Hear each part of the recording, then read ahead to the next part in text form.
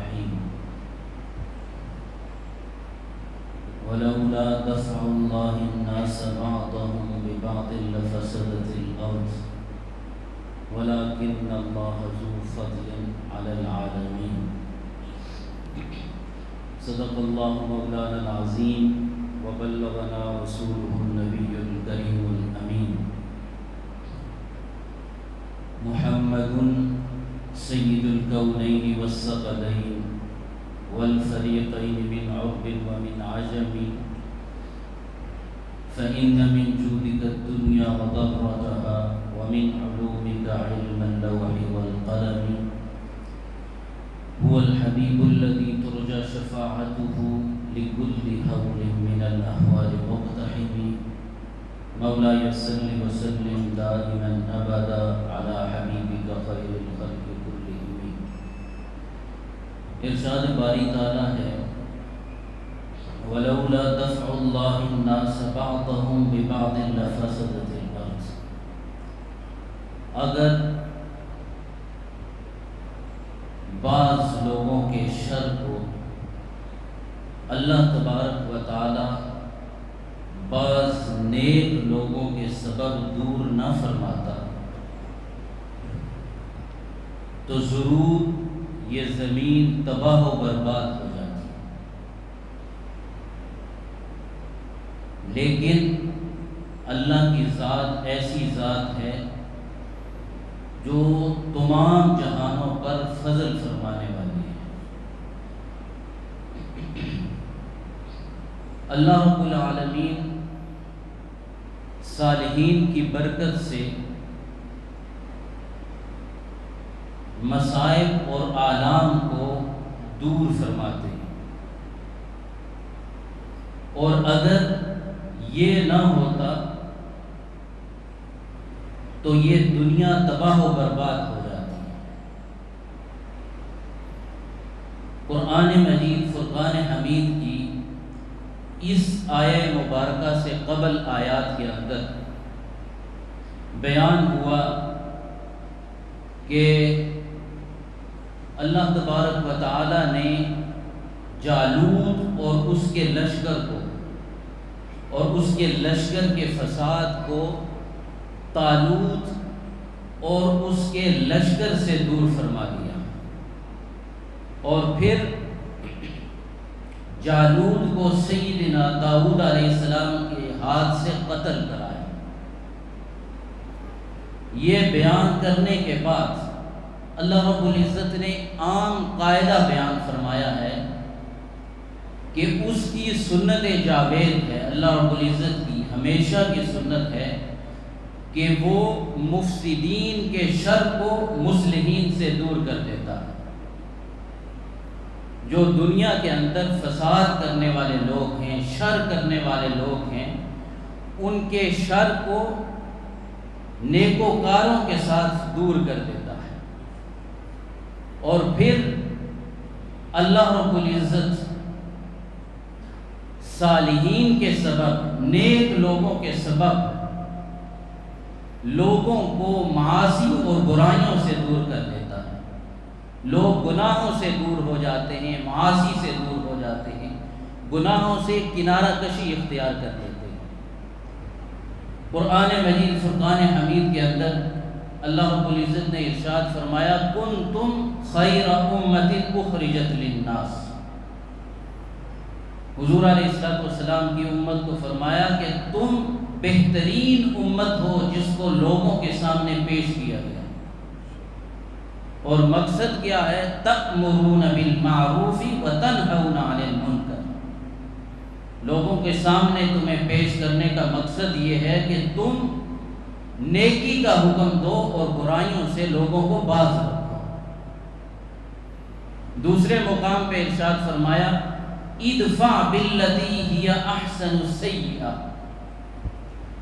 کہ تمہارا یہ بھی کام ہے کہ تم برائی کو اچھے طریقے سے دور کرو.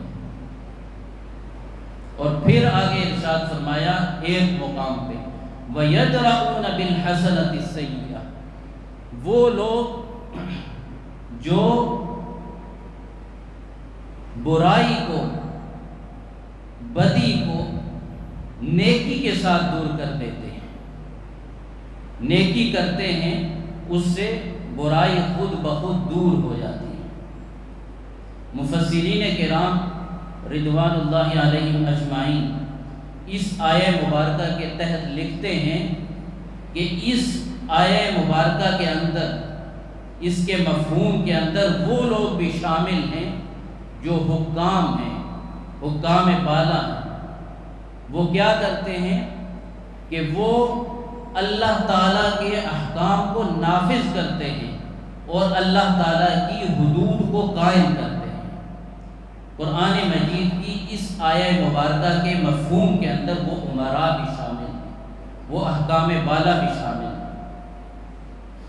حضرت سیدنا عبداللہ ابن عباس رضی اللہ تعالی عنہما سے مروی ہے، آپ فرماتے ہیں کہ اللہ رب العزت کا ارشاد ہے، اللہ رب العزت فرماتے ہیں کہ اے لوگو تم پر میرا حق ہے، اور پھر اللہ رب العزت ارشاد فرماتے ہیں کہ تم پر تمہارے امراء کا بھی حق ہے، لیکن جب تک ان کے اندر 3 چیزیں قائم رہیں۔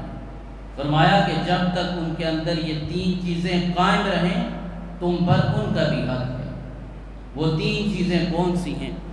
تو اللہ رب العزت نے فرمایا ان میں سے ایک چیز یہ ہے کہ جب تم ان سے رحم طلب کرو، رحم مانگو تو اس وقت وہ تمہیں دیں، ان میں سے ایک چیز یہ ہے۔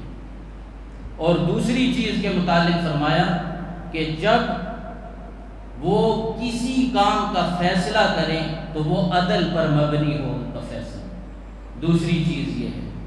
اور تیسری چیز کے متعلق فرمایا کہ جب وہ تم سے کوئی وعدہ کرے تو اس کو نبھائیں، اس کو پورا کریں۔ تو اللہ رب العزت فرماتے ہیں کہ جب تک وہ 3 چیزوں پر قائم رہیں، ان 3 چیزوں پر، تو تمہارے اوپر ان کا بھی حق ہے۔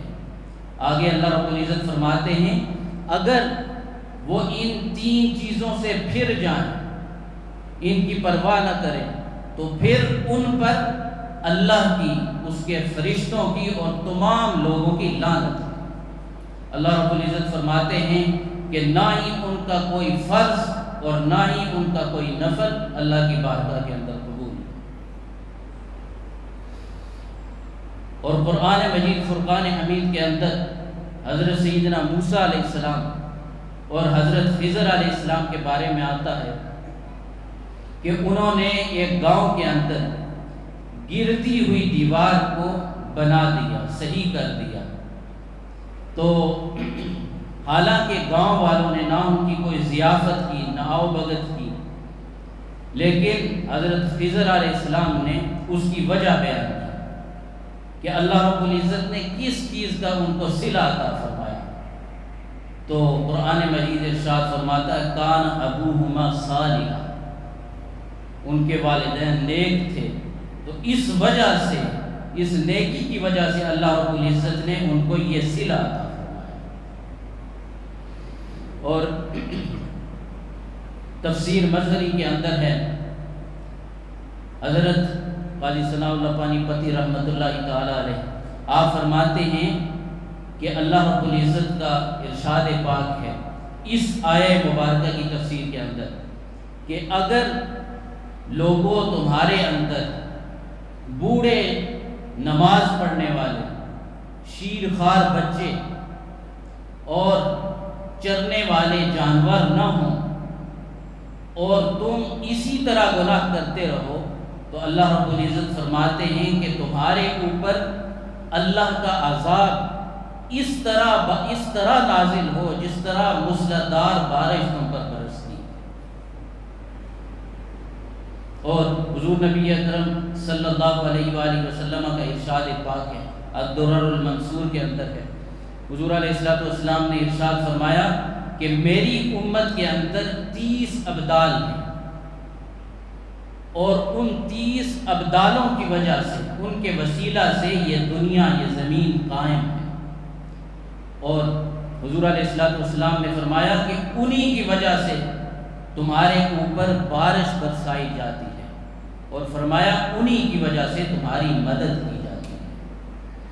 تو دنیا کے اندر جتنا بھی فساد ہے، جتنا بھی شر ہے، اگر نیک لوگ نہ ہوں، صالحین نہ ہوں، تو پھر یہ دنیا تباہ و برباد ہو جائے، اس کے اندر فساد ہی فساد ہو۔ لیکن اللہ رب العزت ان صالحین کی برکت سے اس فساد کو ختم کر دیتے ہیں۔ اللہ رب العزت ہمیں سمجھنے کی، عمل کرنے کی توفیق عطا فرمائے۔ وما علینا